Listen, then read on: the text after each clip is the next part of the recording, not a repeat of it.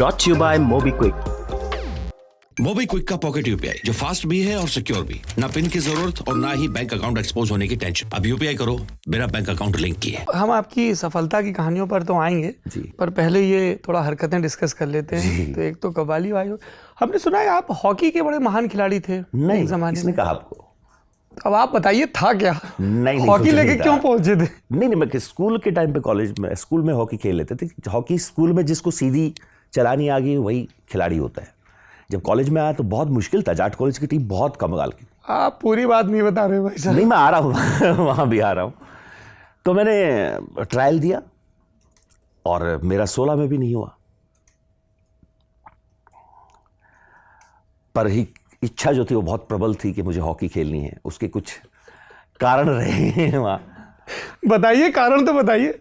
क्या ज्योति भाभी को कारण नहीं पता है? नहीं पता है उनको। अरे फिर क्या दिक्कत? इतना बड़ा किस्सा भी नहीं था क्योंकि बहुत वैसा टच हुआ और चला गया था। वो कोई एक हमारे प्लेयर थे जाट कॉलेज के ही दूसरे कॉलेज के, एक महिला खिलाड़ी थे, बहुत बहुत अच्छा खेलते थे।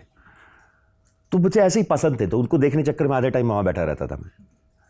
तो इसीलिए मैं चाहता था कि मेरा हॉकी टीम में सिलेक्शन हो। कम से कम प्रैक्टिस मैच तो साथ में खेलेंगे।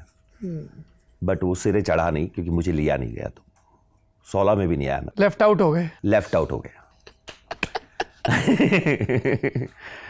मुझे पता है किसने बताया, बहुत पिटाएगा मेरे से। बहुत छोटा सा टाइम रहा वो, बट अच्छा था जितना था कि 16-17 साल की उम्र थी। 15-16 की, 15 का ही था। तो जो उस उम्र का जो एक आकर्षण होता है वो पहली बार था उस तरीके का। तो काफी सुंदर था। किस तरह की होती है रोहतक की प्रेम कहानियां? अपने तक ही रहती हैं, जैसे मेरी रह गई। हॉकी ग्राउंड के साइड लाइन पे बैठे हुए, ऐसी बहुत सारी होंगी।